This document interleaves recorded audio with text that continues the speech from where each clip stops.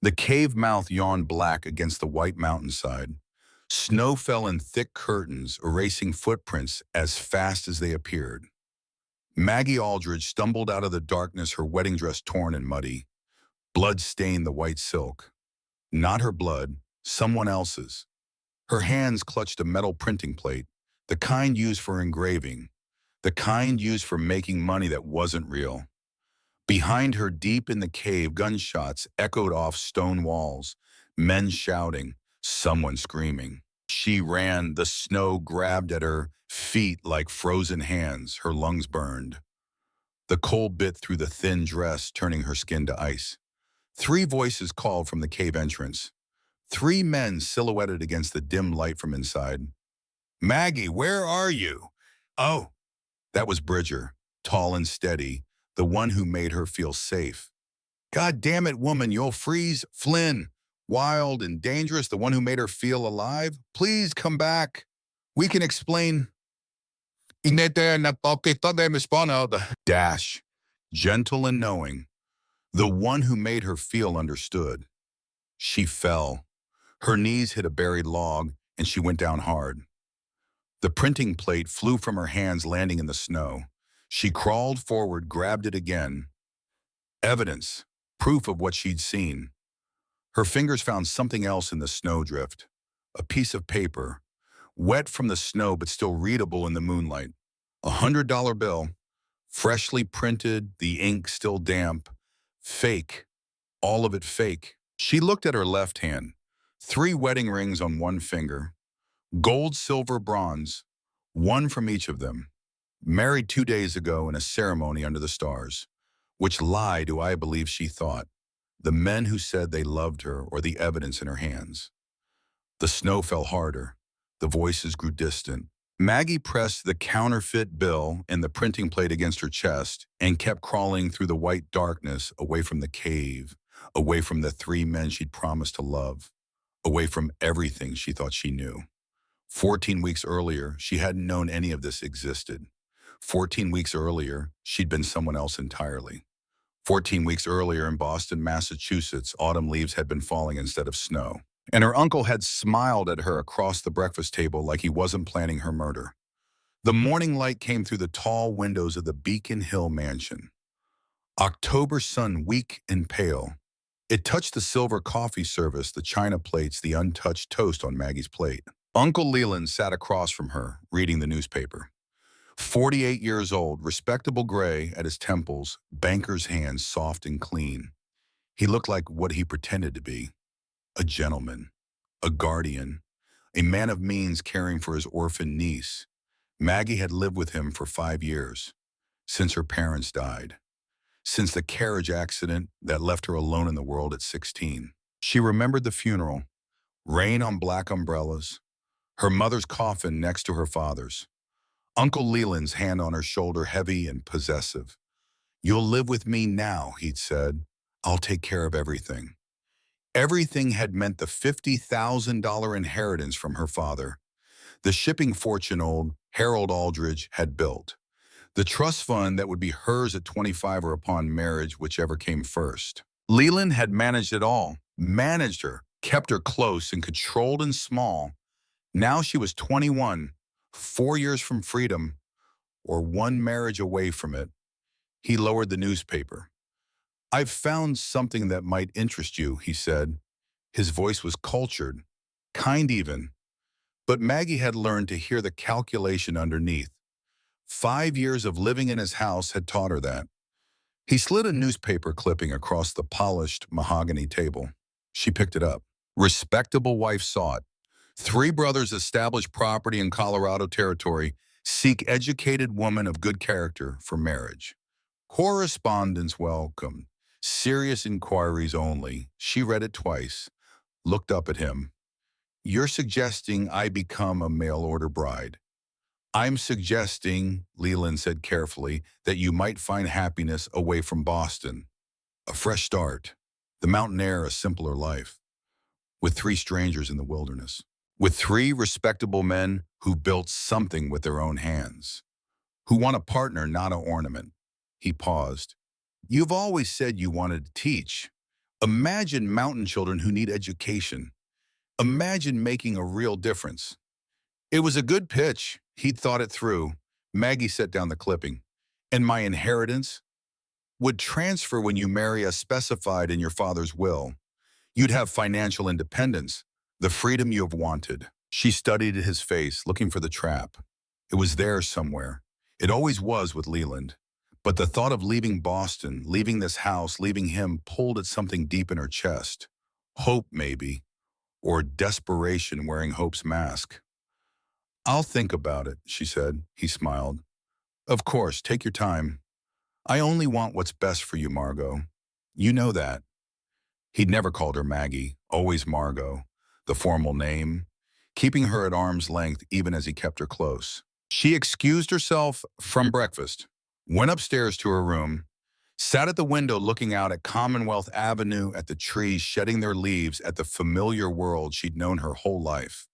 A world that had felt smaller every year since her parents died. That afternoon, she went to the bank, the Aldrich family bank, where her father had done business for 30 years, where the trust fund sat managed by her uncle, untouchable until she turned 25. The clerk was young, nervous. He kept glancing at the manager's office. I'd like to review my account, Maggie said. Miss Aldrich, you'll need your guardian's permission for... I'm not withdrawing funds. I'm reviewing the statements. That's allowed under the terms, isn't it? The clerk hesitated, then nodded, disappeared into the back. When he returned, he leaned close, whispered, Miss Aldrich, there are irregularities. Her heart kicked hard against her ribs. What kind of irregularities? Large withdrawals, 10,000 last week, 20,000 the month before. All authorized by your uncle, but the destinations are unclear. Investments in Western properties, the notes say, but there's no supporting documentation. Can you show me? I could lose my position. Please. He glanced again at the manager's office, slid a ledger across the counter open to a specific page. She saw her father's name at the top, Harold Aldridge Estate Trust, and below it a list of transactions. Money flowing out like blood from a wound. 50,000 had become 38,000. $12,000 gone. Where did it go? She whispered. I don't know, miss. I shouldn't have shown you this. Please, you must go. She left the bank with her hands shaking, walked home through the autumn afternoon, her mind racing. Leland was stealing from her inheritance. Had been for years, probably. Since her parents died. The mail-order bride advertisement, the encouragement to leave Boston, the talk of fresh starts and mountain air. It wasn't about her happiness. It was about getting her far away, out of reach, out of questions. That night, she couldn't sleep. She lay in her bed listening to the house settle. At midnight, she heard footsteps in the hallway. Leland's study was below her room. She heard the door open, close. Voices. She slipped out of bed, pressed her ear to the heating grate in the floor. The old mansion's ductwork carried sound between floors. Two men talking, Leland and someone else. A stranger's voice, rough and educated at the same time. Well, the girl leaves next week, Leland said. Once declared dead, the full sum transfers to me as next of kin. And the mountain location, the stranger asked. Perfect. North and his brothers won't suspect a thing.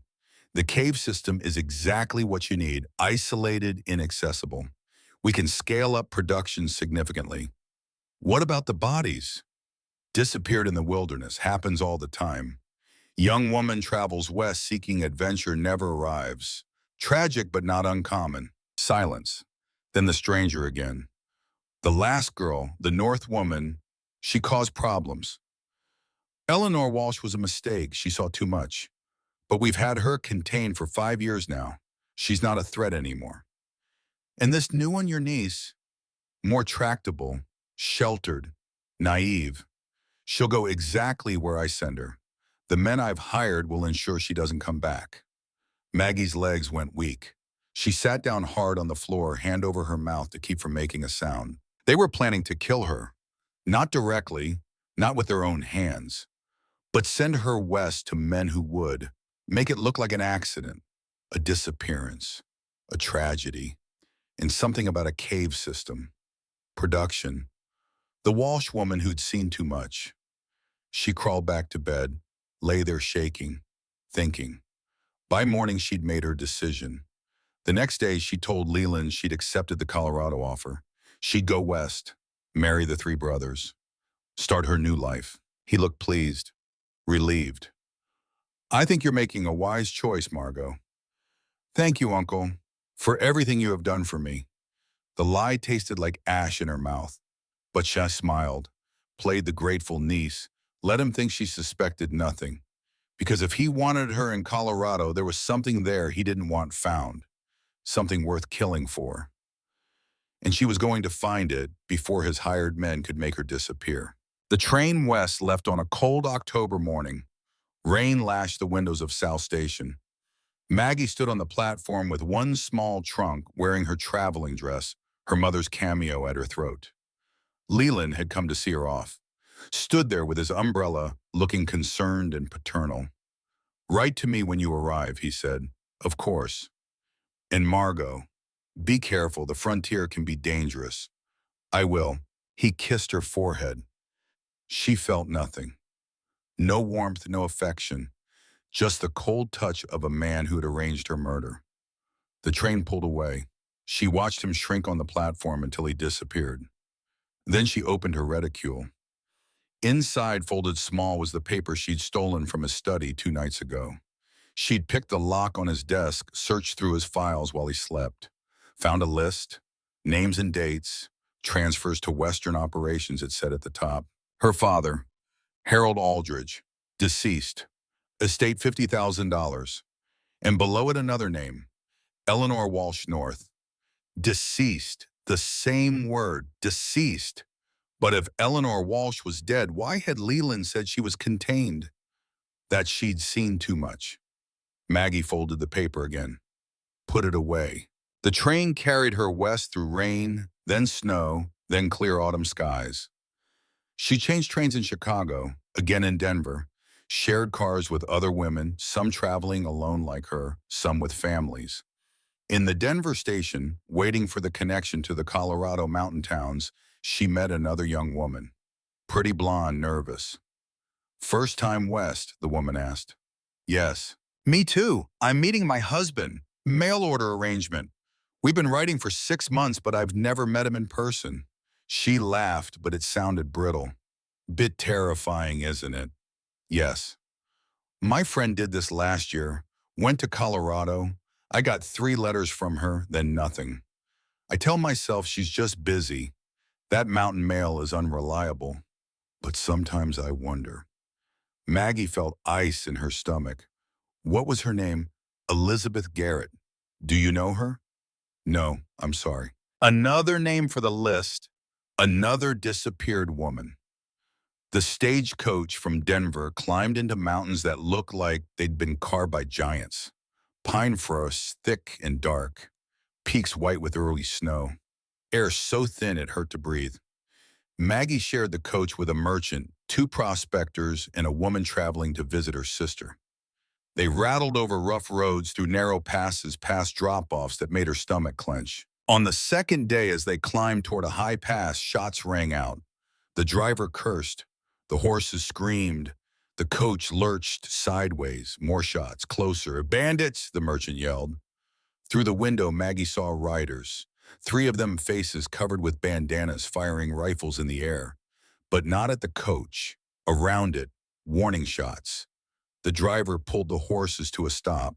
The passengers huddled together. One rider approached, tall, broad-shouldered, on a big roan horse.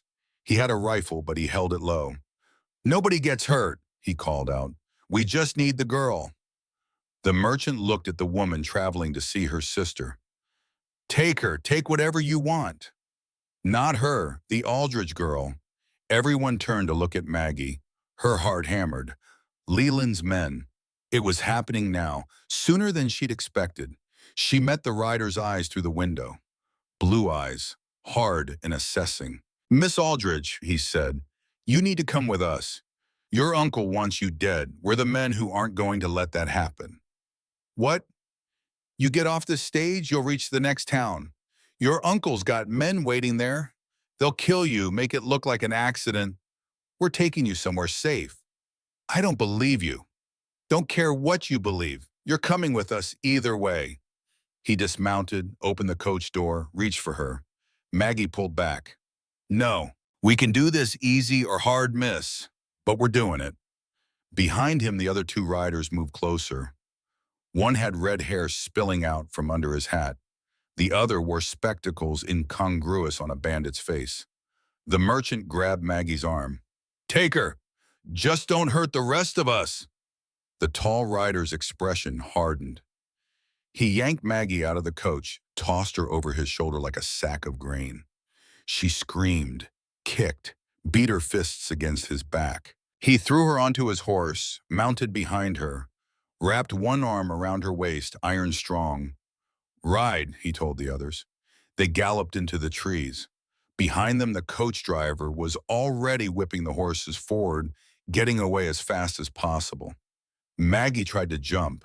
The rider's arm tightened. Stop fighting. You'll break your neck. Let me go. Can't do that. They rode for an hour, up steep trails through dense forest across a ridge, with a view of mountains marching to the horizon. Finally, they came to a clearing. A cabin sat in the center. Solid logs, stone chimney smoke rising into the cold air. Two more men waited on the porch. The rider who'd taken her dismounted, pulled her down, set her on her feet but kept one hand on her arm. Miss Aldridge, he said, welcome to hell or salvation. Time will tell which. The cabin was bigger than it looked. One main room with a massive stone fireplace, a kitchen area, a table, chairs, a narrow staircase leading to a loft. Everything neat, clean, built by capable hands. The three men who'd taken her stood together. The fourth who'd been waiting brought her a cup of water. She was shaking. From cold or fear or rage, she wasn't sure. Sit down, the tall one said. Not a request. She sat. He pulled out a chair across from her. The other three arranged themselves around the room, blocking the door and windows without making it obvious. Professional. My name is Bridger North, the tall one said. These are my brothers. Flynn Hardigan, Dashiell Crane. We're not blood kin, but we've been family for 8 years. She said nothing. Your Uncle Leland hired us to protect you. By kidnapping me, by keeping you alive. He sent letters, offered $5,000 to ensure your permanent relocation to Colorado, included a map to our property, suggested we make your disappearance look natural. Flynn spoke up, Irish accent thick and musical. Avalanche bear attack lost in the wilderness. He gave us options. We don't take murder contracts, Dash said quietly. He had a gentle voice, educated. But we took his letters, thought you should see them. Bridger pulled folded papers from his coat, set them on the table. Maggie picked them up with trembling hands, her uncle's handwriting, his seal. The first letter laid out the plan, $5,000 to eliminate his niece, make it look like a frontier tragedy. The second letter was more detailed. Times, dates, a schedule for when she'd arrive. Instructions to burn the body, scatter the ashes, leave nothing that could be identified. Why did you take me? She whispered. Because we know what your uncle is, Bridger said, and we won't be part of it. What is he? Silence. The men looked at each other. Flynn leaned forward. How much do you know about counterfeiting, Miss Aldridge? About making fake money? Yes. Nothing. Your uncle runs the largest counterfeiting operation in the West. Has for years. Uses caves in these mountains, mineral-rich water isolation. Prints bills, distributes them through banks, and merchants, makes a fortune. Maggie's head spun. That's insane. It's true, Dash said. We've been investigating for 5 years, since Bridger's wife disappeared. She looked at Bridger, saw pain flicker across his face. Her name was Eleanor Walsh before we married. We lived in Denver. She worked as a seamstress. I was a scout for the Army. We had a small house. She was carrying our first child. He stopped, took a breath. 5 years ago, she went to deliver dresses to a client. Never came home. I searched for weeks. Found nothing. The marshal said she'd probably run off. That women did that sometimes, got scared of motherhood and disappeared. But you didn't believe it, Maggie said.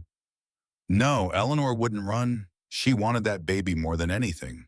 Flynn took over the story. A year later, I came to Colorado from Ireland. Needed work, heard Bridger was hiring. We got to talking. My brother had been a counterfeiter back in Dublin. I knew the signs, started noticing fake bills in the Denver markets, high quality stuff, professional work. We started investigating, Dash said, following the trail of false money. It led here to these mountains, to cave systems perfect for hiding printing operations, and to names. Men working for a Boston banker named Leland Aldridge. We've spent 4 years gathering evidence, Bridger said, but we can't get close enough. The operation is too well protected. And then your uncle's letters arrived, offering us money to kill you. That's when we knew. Knew what odd. That you're the leverage we need, the bait to draw him out. Maggie stood up. The chair scraped loud against the wood floor. You're using me. We're protecting you, Bridger said. There's a difference. You want to catch my uncle, I'm just a tool to do it. You're also the victim he's trying to murder. We're offering you a way to fight back. She walked to the window, looked out at the mountains, endless and indifferent. If I refuse, then we'll take you to the nearest town with a telegraph. You can wire Boston, tell your uncle you're alive. See how long you stay that way. Those are my choices. Be your bait or die. No, Dash said softly. There's a third option. She turned. Marry us. Maggie laughed, sharp and bitter. You're joking. I'm not, Dash said. It's a frontier arrangement. Not common, but it exists. 3 men, 1 woman. Legal in some territories, ignored in others. If you're married to us, your uncle can't claim your inheritance. Can't declare you dead. You'd have legal protection, financial independence, and you'd have access to my money.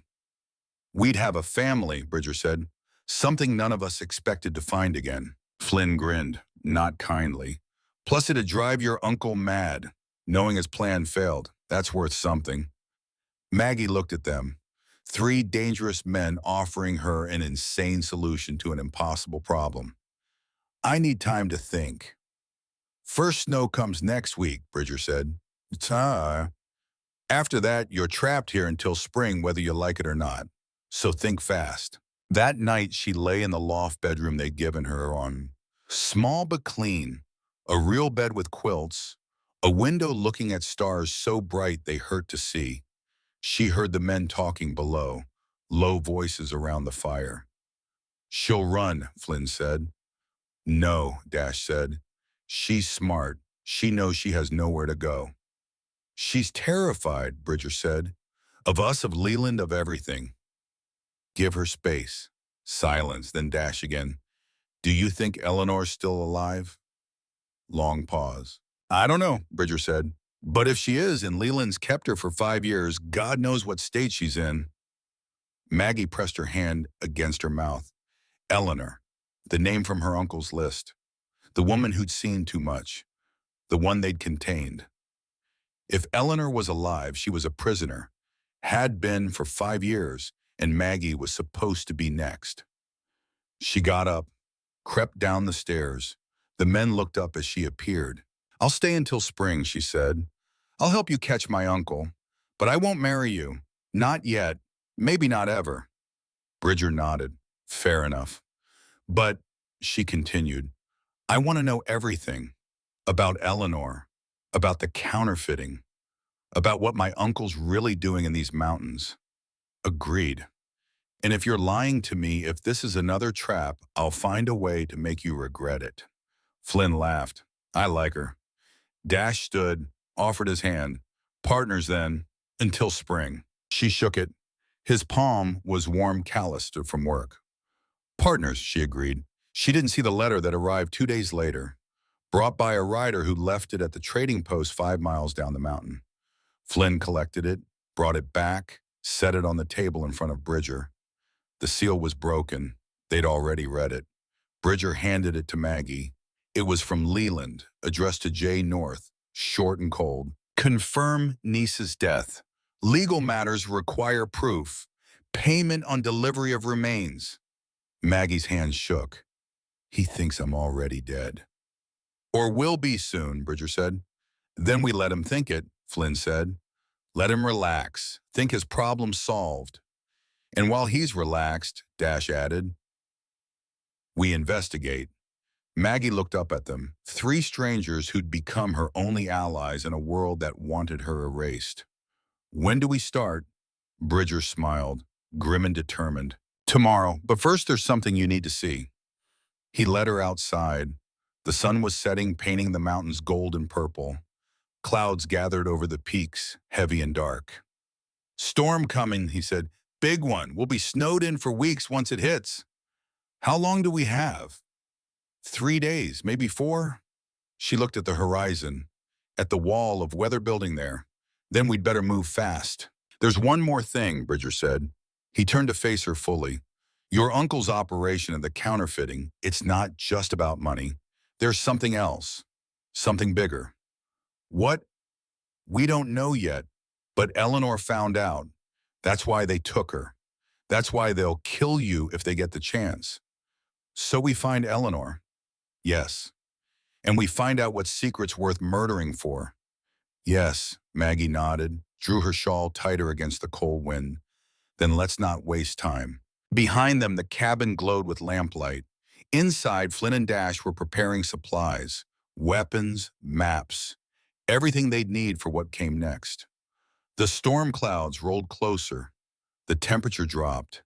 And in the distance, barely visible in the gathering dusk, Maggie thought she saw smoke, thin and gray, rising from somewhere deep in the mountains.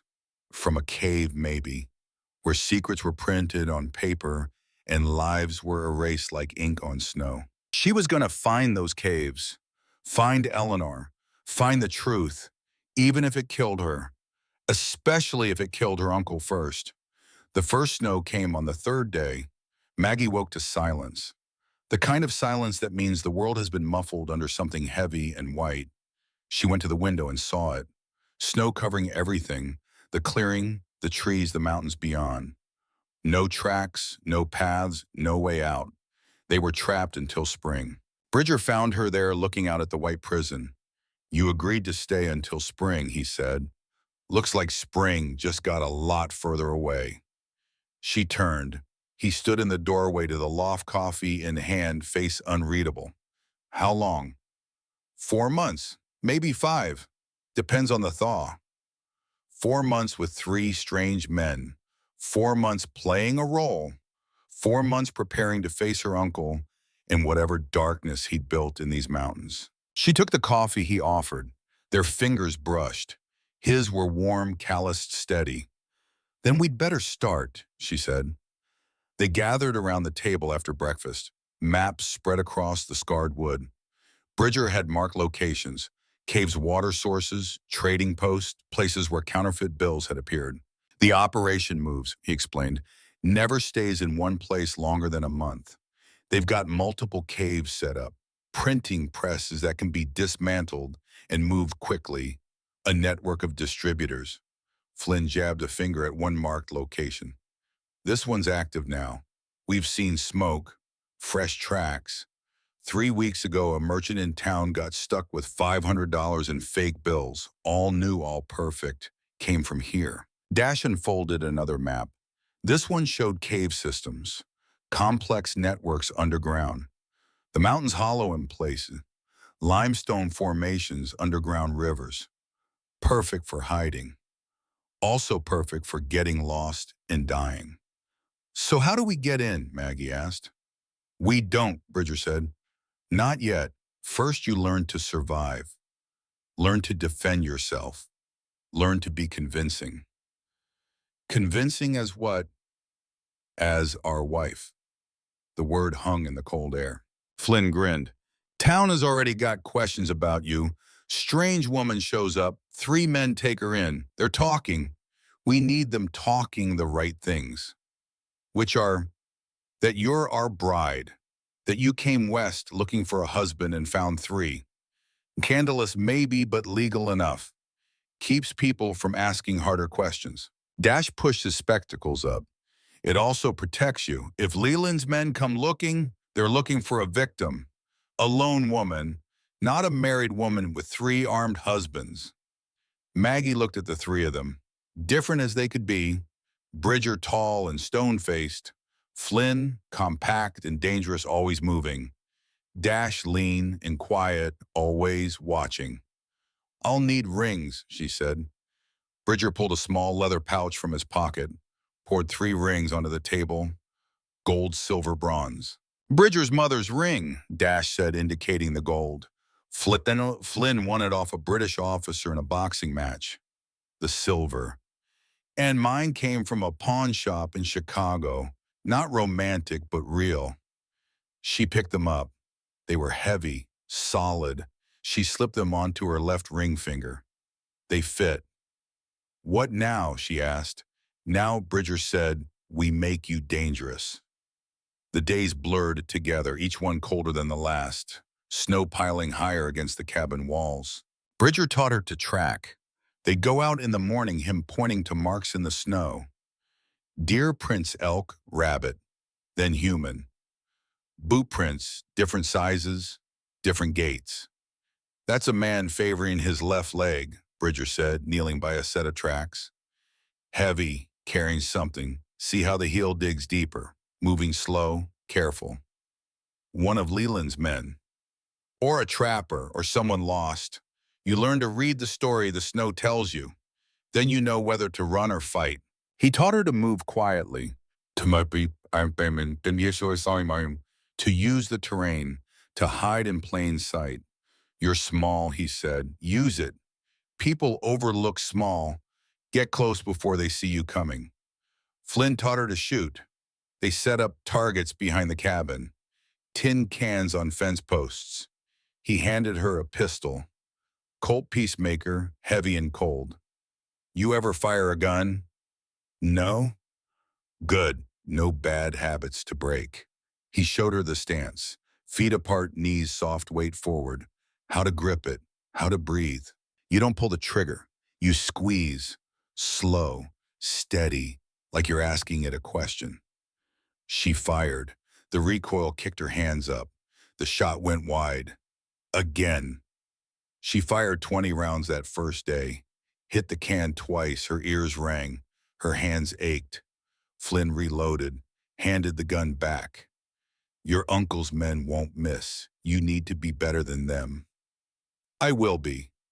Damn right you will. By the end of the week, she could hit the can 8 times out of 10. By the end of the second week, she could do it while moving, while cold, while scared. Flynn watched her put 6 rounds into a target at 30 paces.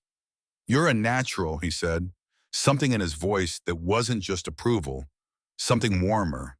She lowered the gun, looked at him. Is that a problem? No, just surprising. You showed up looking like a Boston debutante.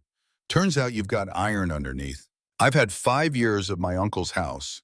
You learn to be hard or you break. You didn't break? Not yet. Dash taught her the counterfeiter's art. Not how to make fake money, how to spot it. He spread bills across the table. Some real, some fake. Showed her the differences. The paper weight, the ink color, the engraving depth. Quincy Blackwell is the best engraver in the country, Dash said. He can copy anything, but there's always tells, always mistakes. You have to know what to look for. He handed her a magnifying glass. She studied the bills, found the tiny differences, a line too thick, a number slightly wrong. Why do you know this? She asked. I was a doctor, did some work for the Secret Service authenticating bills in Chicago, learned from the best. He paused. Also learned that some counterfeits are so good even banks can't tell. That's what Quincy makes, the kind that passes everywhere. How do we prove it's fake then? We find the plates, the printing press, the source, burn it all down. She studied his face, gentle, scholarly. Hard to imagine him burning anything. You really think we can do this? I think we have to try. The third week a visitor came. Maggie was washing dishes when she heard horse hooves outside. She looked through the window, a man on a tired bay horse, middle-aged, well-dressed for the frontier. He had a pack on the horse's rump. Flynn moved to the door, hand on his pistol. The man dismounted, called out, "Hello, the cabin. I'm a peddler. Come to trade." Bridger appeared from the barn, crossed the yard, his body language relaxed but ready. "What are you selling?" "Supplies, dry goods, some medicines, anything you need for winter." "We're stocked. Coffee, real stuff, not the burnt grain people pass off." "Come in, show us what you got." The man smiled, tied his horse, followed Bridger inside. Maggie wiped her hands, turned to greet him, playing the role they'd practiced. "Welcome," she said. "Would you like something warm? It's a cold ride up." The peddler stopped when he saw her. His eyes went to the 3 rings on her finger, then to the 3 men arranged around the cabin. "Ma'am," he said carefully. "My wife," Bridger said. "Maggie North." The man's eyebrows rose. "Wolf, I thought there were 3 of you brothers." "There are," Flynn said from the door. "Maggie's wife to all of us." "That's an unusual arrangement." "It's the frontier," Dash said mildly. "Lots of unusual arrangements." The peddler set his pack on the table, started laying out goods: coffee, sugar, tobacco, needles and thread, a bottle of laudanum. Maggie watched his hands. Soft hands, not a peddler's hands, no calluses, no weathering. And there at the base of his left thumb, an ink stain, dark blue ground into the skin. Engraver's mark. She caught Bridger's eye, touched her own thumb. He saw it, understood. "We'll take the coffee," Bridger said, "and the sugar." Money changed hands. The peddler packed up. As he did, Maggie moved behind him to get cups for coffee. Let her hand brush the pack. Felt something hard inside, rectangular, metal. She poured coffee, her heart hammering. "How far have you ridden today?" she asked. "From over the ridge. Got a circuit, hit all the mountain cabins before the deep snow." "Must be lonely work."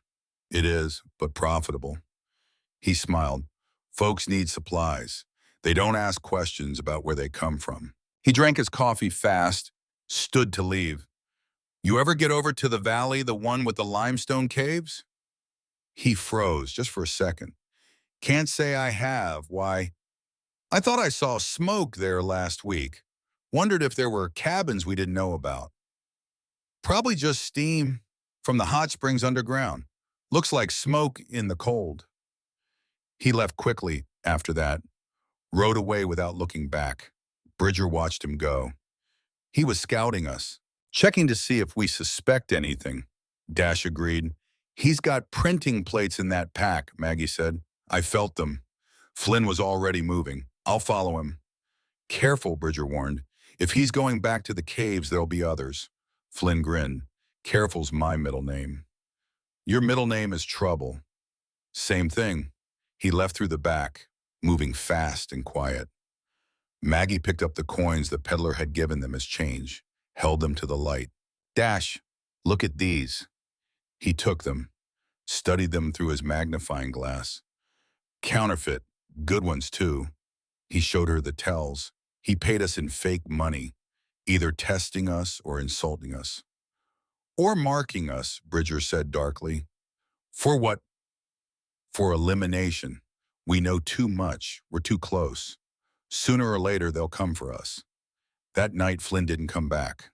Maggie sat by the window watching. Bridger paced. Dash cleaned weapons with sharp, precise movements. At midnight, they heard a horse. Flynn appeared out of the darkness, slid off his mount legs shaky. Bridger caught him. "What happened?" "Found the cave, the active one." Flynn's voice was rough. "It's bad, real bad." They got him inside, warmed him by the fire. He'd been riding hard for hours in the freezing dark. "Tell us," Bridger said. "The cave's 5 miles east. Big operation. I counted 15 men, 2 printing presses, stacks of fake bills drying on lines like laundry. Did they see you? No, I stayed back, used the scope.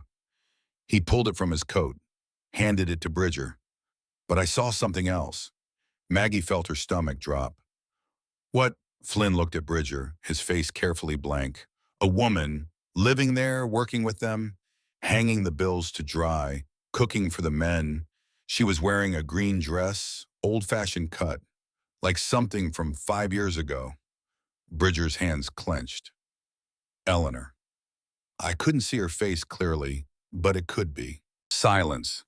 Heavy and terrible. Dash spoke quietly. If it's her, we need to know. If they're holding her prisoner, we need to get her out. And if she's working with them willingly, Flynn asked. Bridger's face went hard. Then I still need to know why. Maggie stood. I'll go. 3 sets of eyes turned to her. Absolutely not, Bridger said. Listen, they're looking for a lone woman, right? Someone who knows too much about Leland's operations. That's me. I'm perfect bait. That's why you're not going. But it's also why they'll believe me. I'll go to town, let myself be found by whoever Leland has watching. Play the escaped victim. They'll take me to the cave. I'll see what's really happening there. See if Eleanor is a prisoner or a partner. And then what? Dash demanded. They'll kill you. Not if I'm useful. Not if I offer them something they want. Like what? Information about you 3, about what you know.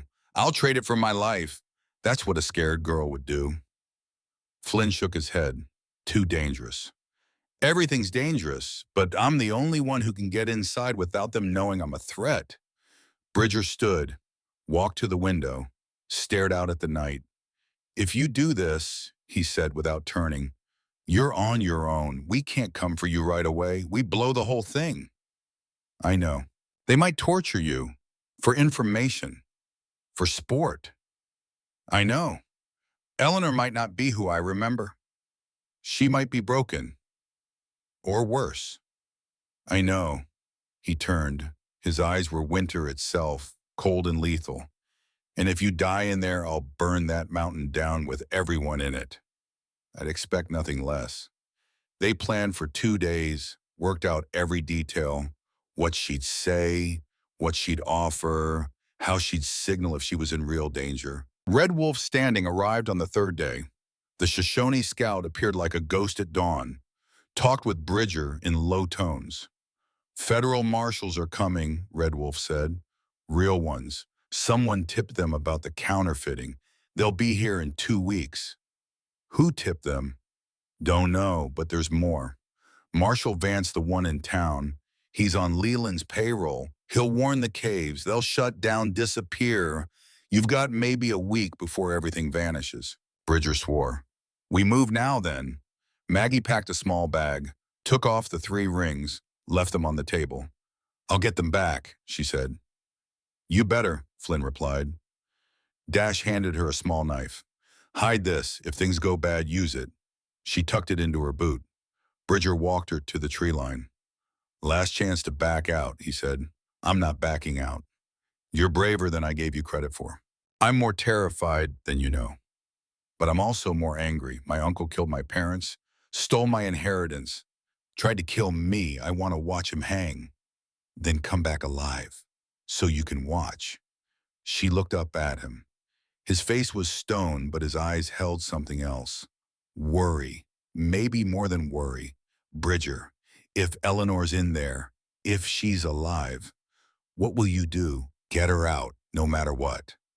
And if she doesn't want to come, he didn't answer. Maggie walked to town alone.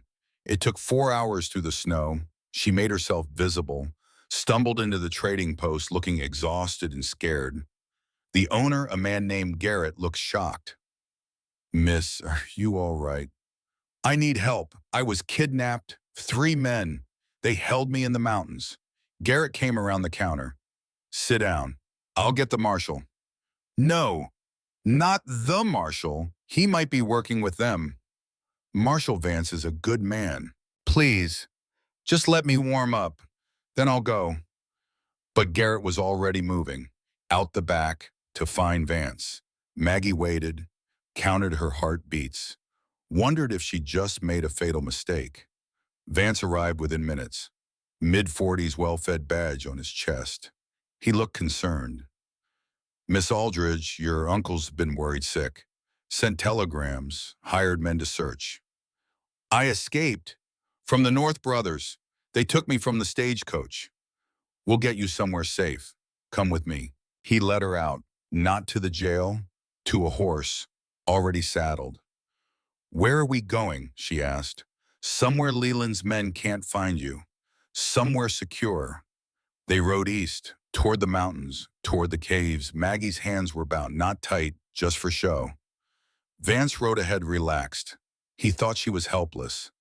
She memorized the route, counted landmarks, planned her escape if it came to that. They rode for 2 hours. The land grew rougher. Pine forest gave way to rock faces. Snow piled deeper. Then she saw it, smoke rising from the mountainside, thin and gray. A cave entrance, large enough for horses, men with rifles standing guard. Vance called out, "Got the girl Aldridge's niece." The guards waved them through. Inside the cave opened into a vast chamber. Lanterns hung from the walls. 2 printing presses stood in the center complex, machines of iron and wood. Men worked them, pulling impressions, checking quality. Bills hung on lines strung across the cave. Hundreds of them. Thousands. All fake. All perfect. And there by a pot of ink, stirring it with a long stick, was a woman. She looked up as Maggie was brought in. Thin face, dark hair shot with gray. Wearing a green dress. She'd been pretty once. Now she looked like someone who'd forgotten how to be alive. Vance pushed Maggie forward. Leland's niece, just like he said she'd be. A man appeared from deeper in the cave. Well-dressed, ink-stained hands. Quincy Blackwell. "Miss Aldridge, welcome." His voice was cultured, educated, terrifying in its calm. "Your uncle will be pleased to know you're safe. He wants me dead. He wants you disappeared. Subtle difference.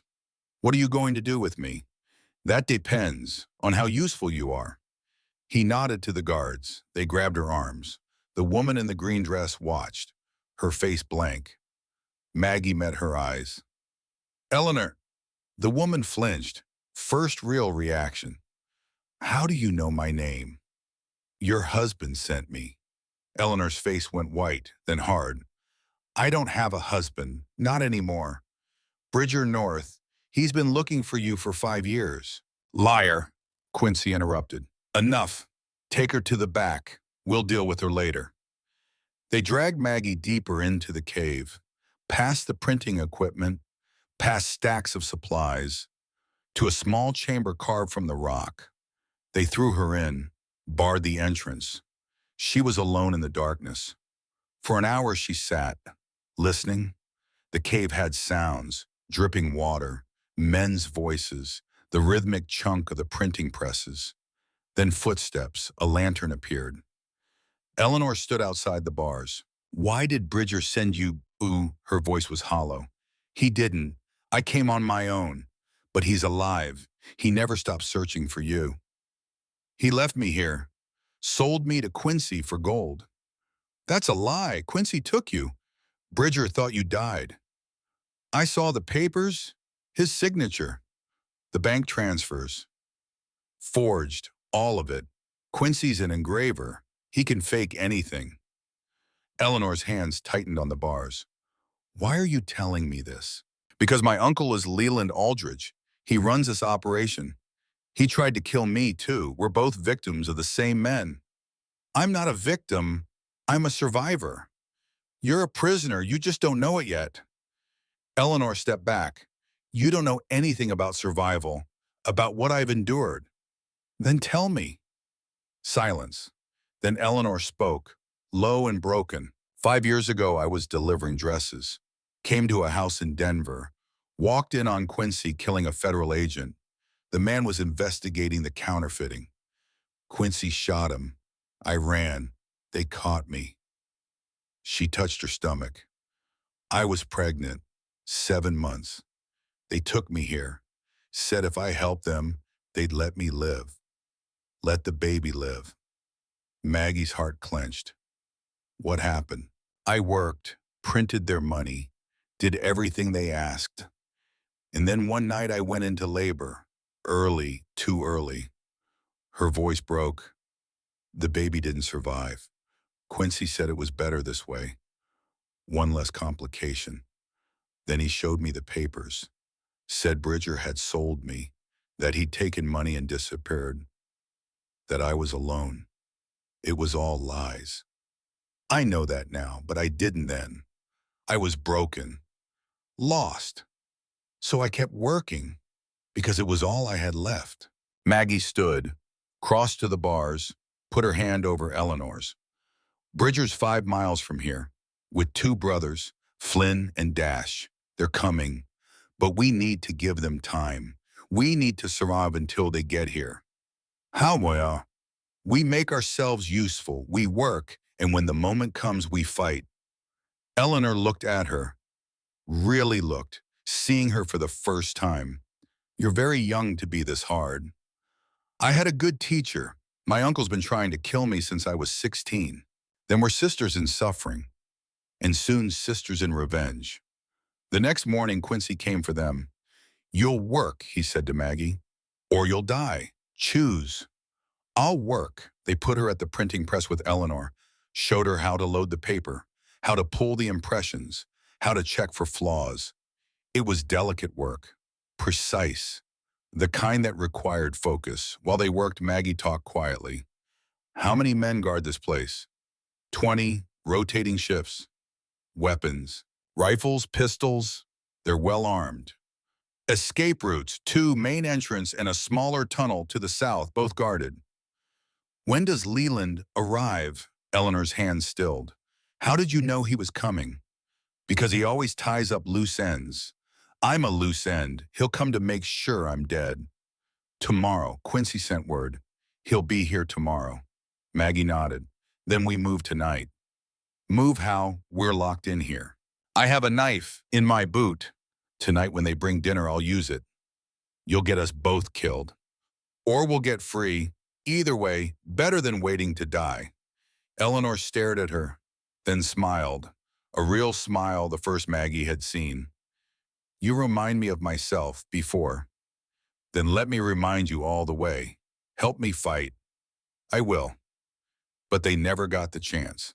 That night, as they lay in their cell, the cave exploded. Not literally, but close.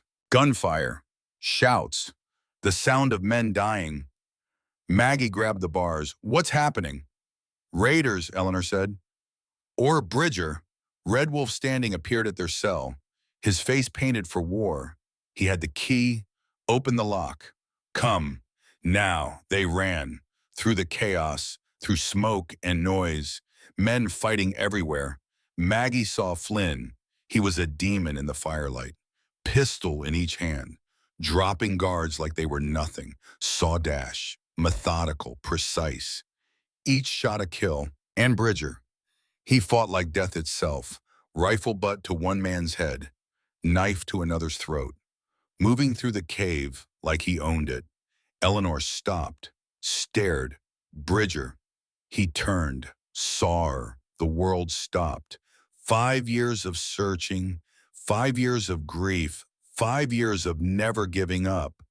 They stared at each other across the burning cave. Then Bridger moved, crossed the space, grabbed her. Eleanor, God, Eleanor. She was shaking. They said you left me. I never left. I never stopped looking. The baby. I know. Red Wolf told me. I'm so sorry. They held each other.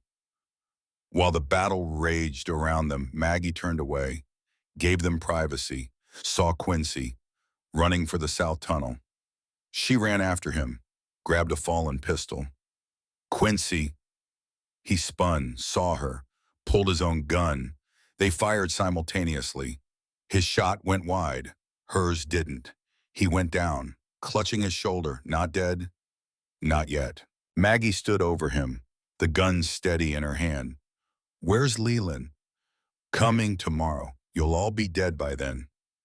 I don't think so. Marshal Vance appeared behind her, dropped the gun, Miss Aldridge. She turned. He had a rifle, aimed at her head. You're under arrest. Federal crime. Counterfeiting. I'm the victim here.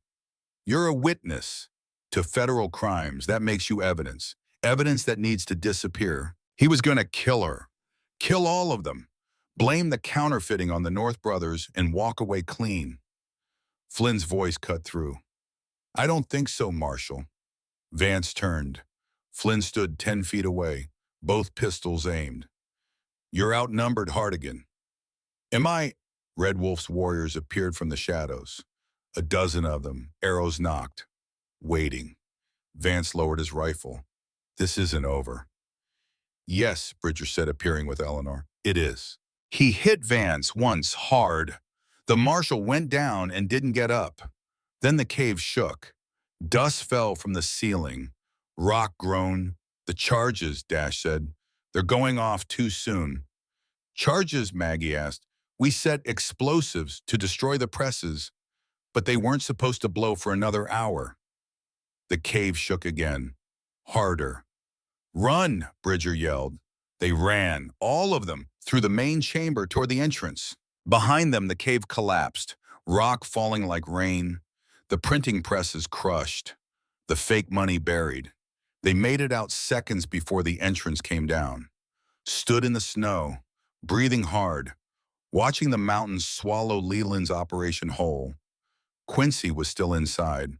Vance, too, along with a dozen guards. Gone.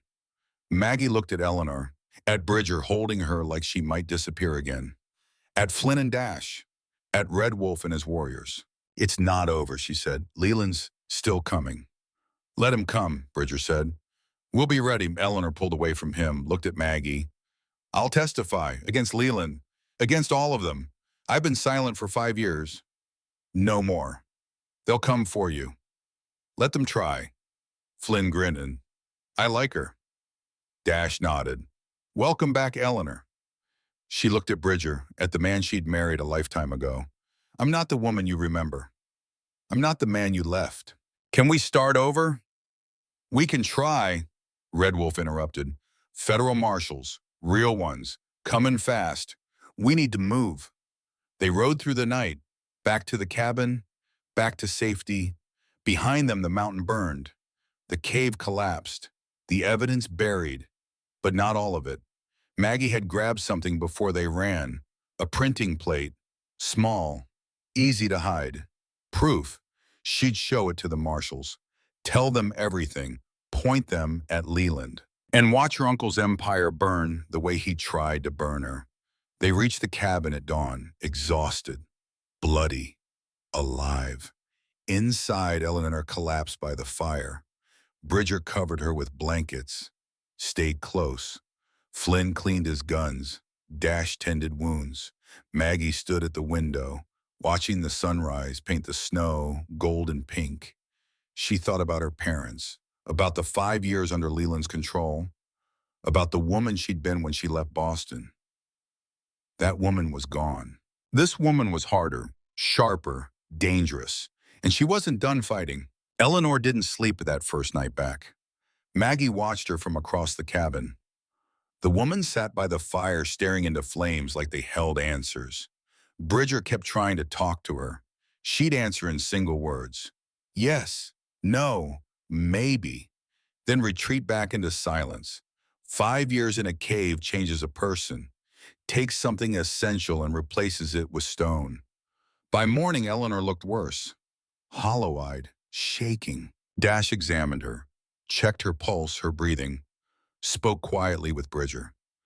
She's in shock, body and mind. She needs time, rest, safety. She has all three here. Does she or does she have a husband she doesn't remember, 3 strange men, and a mountain full of memories that want to kill her? Bridger's jaw tightened. What do you suggest? Give her space. Don't push. Let her come back on her own. But there wasn't time for space. Wasn't time for healing. Because 2 days after the cave collapsed, a letter arrived. Red Wolf brought it, rode up at dawn with snow on his shoulders and warning in his eyes. From town, the trading post. Man left it yesterday. Bridger took the envelope, opened it, read. His face went to granite. He handed it to Maggie without a word. The handwriting was elegant, educated, Leland's. Dearest Margot, I know you survived. I know about the cave. I know everything. Come to Denver, the Brown Palace Hotel. We'll settle this legally like civilized people. Or I'll tell the federal marshals you were part of the counterfeiting operation. I have documents, witnesses, proof you withdrew funds to finance Quincy's printing. You have 3 days. Come alone, Uncle Leland. Below the signature, a postscript. Bring Eleanor north. I'd like to meet the woman who's caused so much trouble. Maggie's hands trembled. She passed the letter to Flynn. He read it, swore. It's a trap. Obviously, Dash said, but a clever one. He's using the law as a weapon. If we don't go, he frames Maggie. If we do go, he kills us. What documents? Maggie asked. What proof? Eleanor spoke from the fire, her voice rusty from disuse. Quincy kept records. Everything, every transaction, every partner, every victim. He showed me once. Ledgers going back 10 years. He said it was insurance. If Leland ever betrayed him, he'd have proof. Where are the ledgers? We're in the cave. They're buried now. Not all of them, Eleanor continued. Quincy was paranoid, kept copies in Denver, in a safe deposit box at First National Bank. Bridger leaned forward. Can you access it? I'm legally dead. I can't access anything. But if you weren't dead, if you showed up at that bank, proved who you were, what would happen? Eleanor thought. The box was in both our names, mine and Quincy's. We were common law married. For the operation. If I'm alive and he's dead, it's mine. Those ledgers would prove everything, Dash said. Leland's involvement, the murders, the whole operation. They'd also prove I was part of it, Eleanor said quietly. I printed money for 5 years. That's a federal crime. I'd hang. Unless you testify, Maggie said. Turn evidence. The government makes deals with witnesses. I'd still lose everything, my reputation, my freedom, maybe my life. You'd have the truth. Isn't that worth something? Eleanor looked at Bridger. He looked back. Something passed between them. Old love, new pain, understanding. I'll do it, Eleanor said, but not for truth, for revenge. Leland took my child, took 5 years of my life. I want to watch him pay. Flynn grinned, sharp and feral.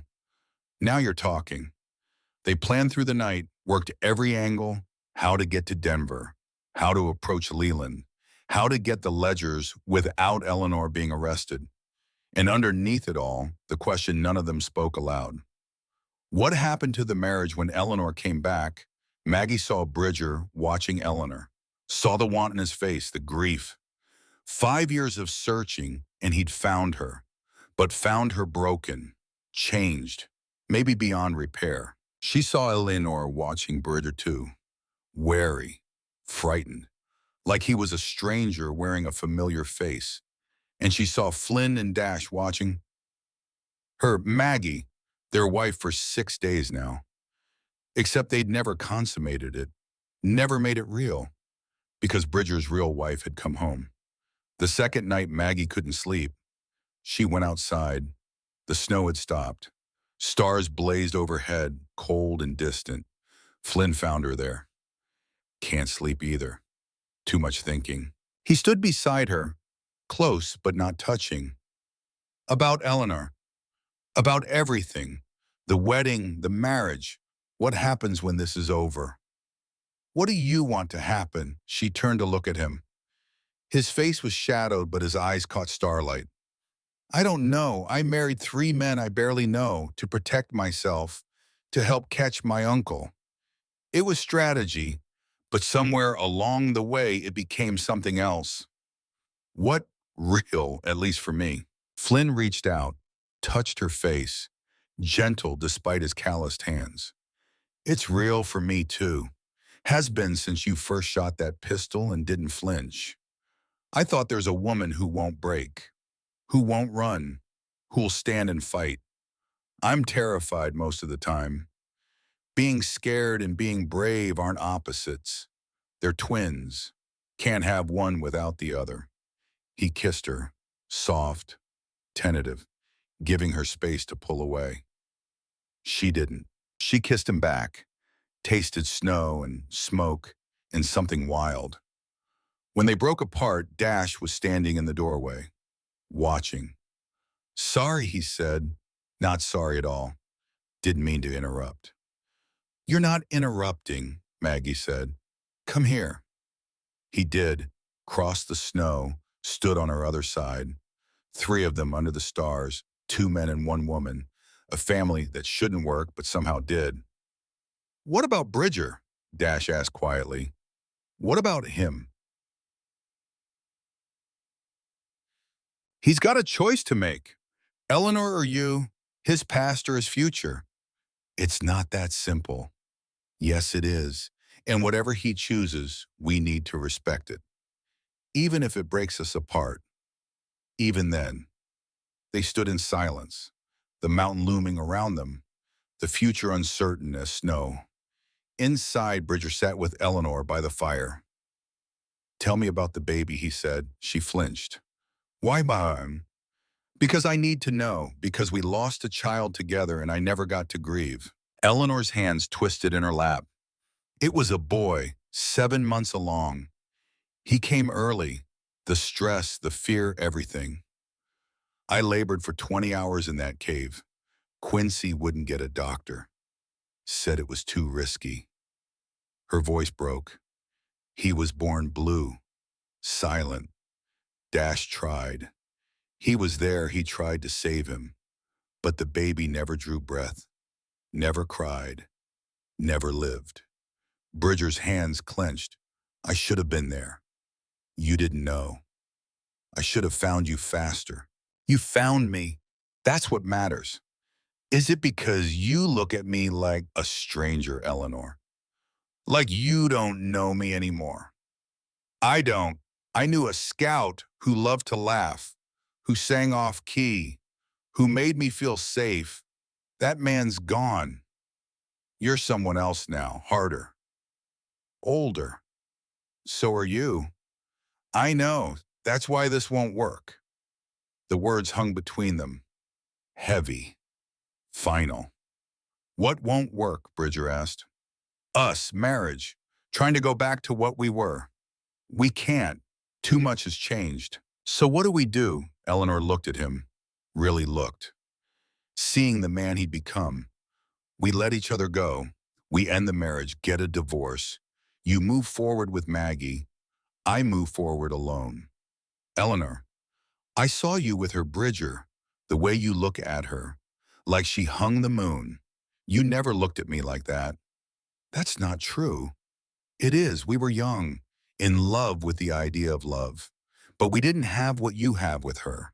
The partnership, the respect, the fire. I won't abandon you again. You're not abandoning me. You're setting me free.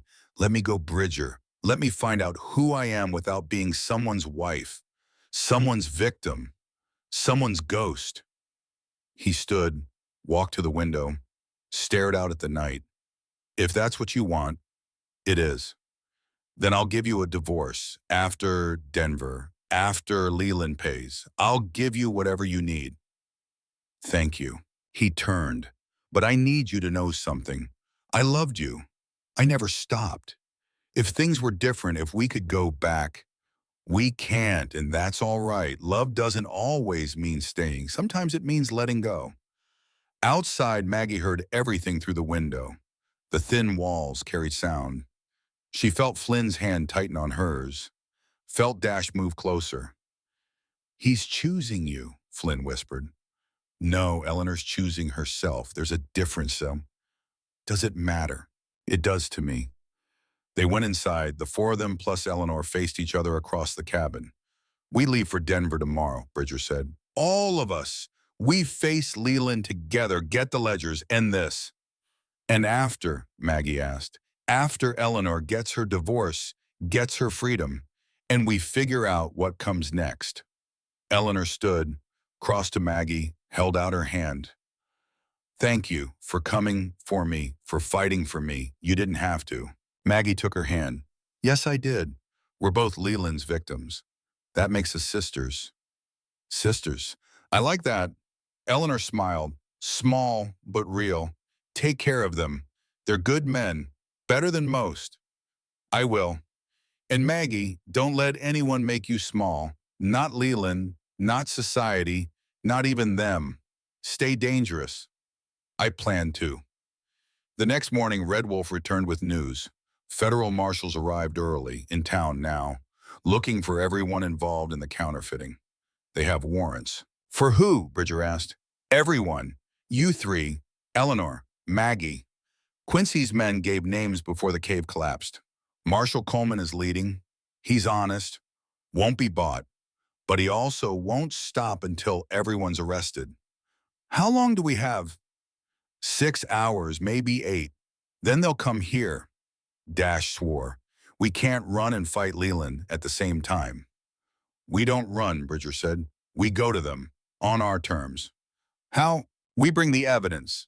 The printing plate Maggie took. Eleanor's testimony, we offered to cooperate in exchange for immunity. They won't give us immunity without proof of bigger fish, Flynn said.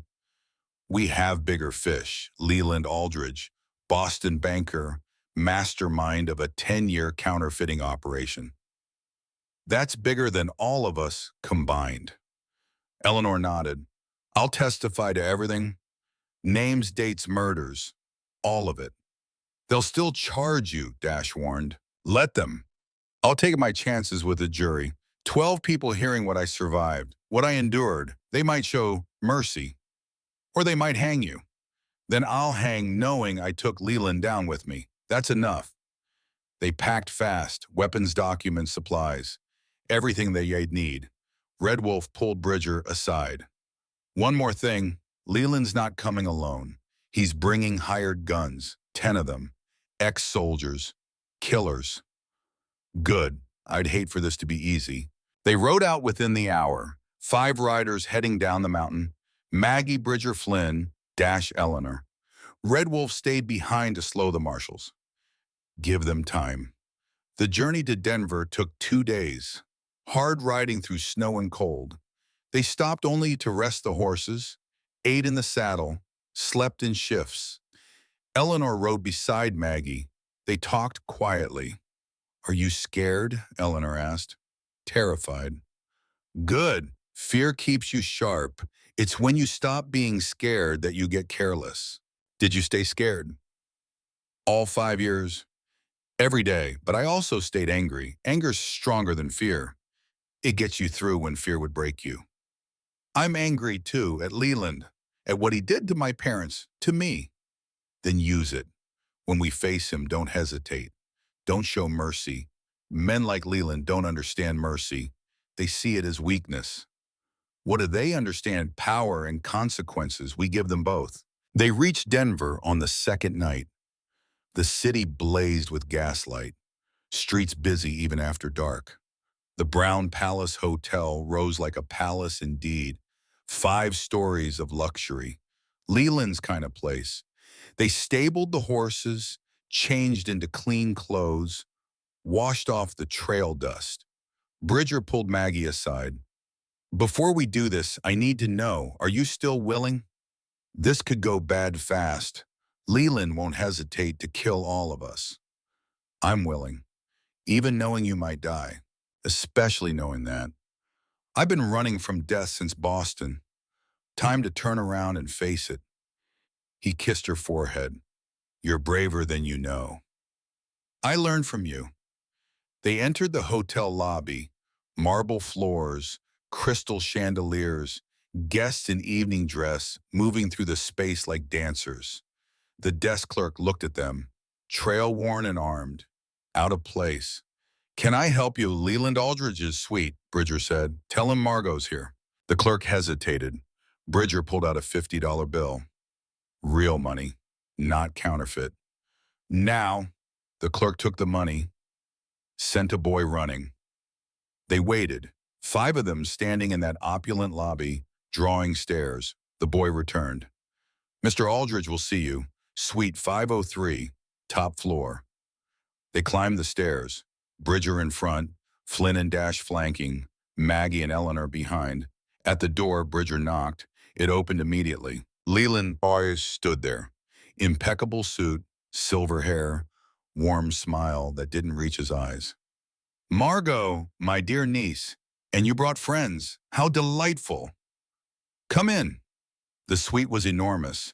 Sitting room, bedroom, private dining area, windows overlooking the city, and 10 men standing around the room, all armed, all watching with professional eyes. Hired guns, just like Red Wolf had warned. Leland gestured to chairs. Please sit. We have much to discuss. We'll stand, Bridger said. Suit yourself. Leland poured whiskey from a crystal decanter. I must say, Margot, you have exceeded my expectations. I thought you'd be dead by now. Instead, you've destroyed my operation, killed my best engraver, and brought my lost property back from the dead. He nodded to Eleanor. Mrs. North, you look well, considering. Eleanor's face was stone. You killed my child. I did nothing. Quincy made regrettable choices. I merely employed him. You ordered him to take me. I ordered him to silence a witness. How he accomplished that was his business. Leland sipped his whiskey. But let's not dwell on the past. We're here to discuss the future, specifically yours. He set down the glass, pulled papers from his jacket. These are sworn statements from 3 witnesses, stating that you, Margot Aldridge, financed Quincy's counterfeiting operation, that you withdrew funds from your trust, $12,000, used it to buy equipment supplies, bribes. That's a lie. Is it because the bank records support it? Your signature, your authorization, all legal and binding. You forged my signature. Prove it. Maggie's hands clenched. He had her. The forgeries were perfect. Quincy's work, indistinguishable from her real signature. As for Mrs. North, Leland continued, she's wanted for murder. Federal agent, 5 years ago. Quincy kept excellent records, including her confession. I never confessed. You told Quincy what you saw. He wrote it down. That's a confession under territorial law. Eleanor stepped forward. I'll testify against you. Everything. The murders, the counterfeiting, the bribes. And who will believe you? A woman who's been legally dead for 5 years, who lived in a cave printing fake money, who had a child out of wedlock and let it die. His words were surgical, designed to cut deep. Eleanor didn't flinch. A jury will believe me. Perhaps, but you'll never get to trial because I'm offering a deal. What deal? Bridger asked. Margot signs over her inheritance, all $50,000. In exchange, I drop the charges. She goes free. You all go free. And if we refuse, then I have you all arrested tonight. Marshal Coleman is downstairs with federal warrants. One word from me and you hang. Maggie looked at Leland, at the uncle who'd raised her, who'd stolen from her, who'd tried to kill her. No deal, she said. His eyebrows rose. No, you're going to prison, uncle, for counterfeiting, for murder, for everything. On what evidence the cave collapsed? The press is destroyed. Quincy's dead. Vance too. You have nothing. We have this. Maggie pulled out the printing plate, set it on the table. Leland looked at it, laughed. One plate that proves nothing. It proves craftsmanship, Quincy's signature style, the same engraving on your fake documents. An expert can match them. Perhaps, but I'll simply claim Quincy acted alone, that I knew nothing about his criminal activities. In the ledgers, Eleanor said quietly. Leland's smile faltered. What ledgers? The ones Quincy kept, in the safe deposit box at First National Bank, documenting everything. Every transaction, every partner, every murder. Those burned with the cave. No, those are lies. The originals are in Denver, and I'm the co-owner of that box. I can access them anytime. Leland's face went hard. You wouldn't. I already did, this morning, before we came here. I retrieved them, gave them to Marshall Coleman. He's reading them right now. It was a lie, but a good one. Maggie watched Leland's face and saw belief flicker. You're bluffing. Am I? Then why don't you go downstairs and ask the marshal? See if he still takes your bribes. See if he still protects you. Leland stood, snapped his fingers. The 10 hired guns moved. Hands to weapons. You've made a terrible mistake, Leland said. All of you. Did you really think I'd let you walk out of here alive? Bridger's hand dropped to his pistol. Did you really think we came alone? The window exploded. Red Wolf standing swung through on a rope, landed in the center of the room. 2 pistols firing, 2 hired guns dropped. The room erupted. Maggie dove behind a sofa. Bullets shredded the upholstery above her head. Flynn fought like a demon. Fists and gun. Dropped 3 men in seconds. Dash moved with surgical precision. Each shot a kill. Bridger went straight for Leland, grabbed him, slammed him against the wall. Where's the truth about her parents, he snarled. How did you kill them? I didn't. The carriage accident was real. Liar. I swear I wanted to kill them. Planned it for months. But someone else got there first. The brakes failed. Random chance. Best luck I ever had. He smiled, cold and cruel. Bridger hit him. Once. Heard bone break. Leland crumpled. The fight was over in minutes. 10 hired guns dead or wounded. Red Wolf's Shoshone warriors pouring in through windows and doors. And standing in the doorway, Marshall Coleman. Federal badge gleaming. Everyone freeze. They froze. Coleman stepped into the room. Surveyed the carnage. His face impassive. I've got warrants for all of you.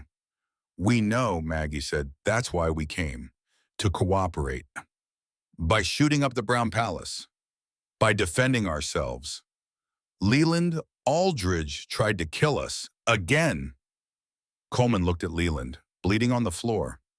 That true, Aldridge? Leland said nothing. Eleanor stepped forward. Marshal, I'm Eleanor Walsh North. I've been missing for 5 years. Held prisoner by Quincy Blackwell. I'm ready to testify. To what? Everything. The counterfeiting operation. The murders. Leland Aldridge's involvement. I have names, dates, locations, everything you need. Coleman studied her. Why should I believe you? Because I have the ledgers, Quincy's records, proof of 10 years of crimes. She reached into her coat, pulled out a small leather book. Not the full ledgers, but enough sample pages she'd torn out before leaving the cave. Insurance. Coleman took it, flipped it through. His face darkened. This is real. All of it. He looked at Leland, and Leland, Aldridge, you were under arrest for counterfeiting, for conspiracy to commit murder, for... Leland moved fast, pulled a pistol from his jacket, aimed at Maggie. If I hang, she dies first. Everyone froze. Maggie looked down the barrel, saw death waiting. Eleanor stepped between them. No. Move, Leland said. I won't. You've taken enough. You don't get her too. I'll shoot through you. Then you'll have to, because I'm not moving. Leland's hands shook, rage and fear warring in his eyes. You killed my baby, Eleanor said softly. You took 5 years of my life. You deserve to die alone, in prison, forgotten. And I'm going to make sure that happens. She grabbed the gun. They struggled. The pistol fired. Leland fell, shot in the leg. Not fatal, but enough. Marshall Coleman was there in seconds. Kicked the gun away, snapped handcuffs on. Anyone else want to try something stupid? Silence, good. Now, who wants to tell me what the hell is going on? They talked for 3 hours in the hotel, then at the marshal's office, gave statements, showed evidence, told the whole story. Maggie told him about Leland, the inheritance, the murder plot. Eleanor told him about the counterfeiting, the 5 years, the baby. Bridger, Flynn, and Dash told him about the investigation, the cave, the rescue. When they finished, Coleman leaned back. This is the biggest counterfeiting case in territorial history. Will you charge us? Maggie asked. You? No, your victims, witnesses. But Mrs. North, Eleanor straightened. I'm ready to face trial. That won't be necessary. You worked under duress. Prisoner for 5 years. No jury would convict. I'll recommend immunity in exchange for testimony. Relief flooded her face. As for Leland Aldridge, Coleman continued, he'll hang. Federal counterfeiting, multiple murders. The evidence is overwhelming. Good, Maggie said. The trial lasted 2 weeks. Leland fought every charge, claimed innocence, blamed everyone else. The jury deliberated 4 hours, guilty on all counts. Maggie sat in the courtroom and watched her uncle sentenced to death. Watched him led away in chains. Felt nothing. No triumph, no satisfaction. Just emptiness and where hate had lived. Outside the courthouse, Eleanor found her. It's over. Is it Leland's gone? But the damage he did? That takes time to heal. Maybe forever. But at least he can't hurt anyone else. They stood in the Denver sun. 2 women who'd survived the same monster. What will you do now? Maggie asked. Go to San Francisco. There's a theater company there. They're looking for seamstresses. I'm good with a needle. I can build a life. Will you keep North the name? No, I'm going back to Walsh. Eleanor Walsh, the woman I was before all this.